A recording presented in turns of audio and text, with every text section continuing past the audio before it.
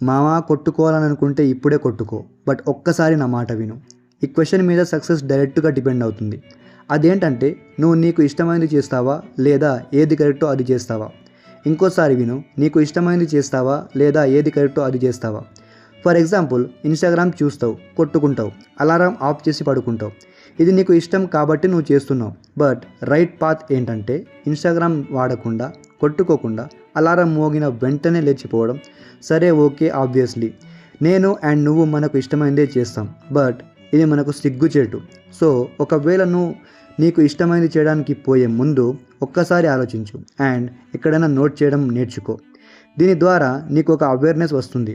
నువ్వు ఎన్నిసార్లు నీకు ఇష్టమైనది చేస్తావో అండ్ ఎన్నిసార్లు ఏది కరెక్టో చేస్తావో ఒక్కసారి నోట్ చేసుకో.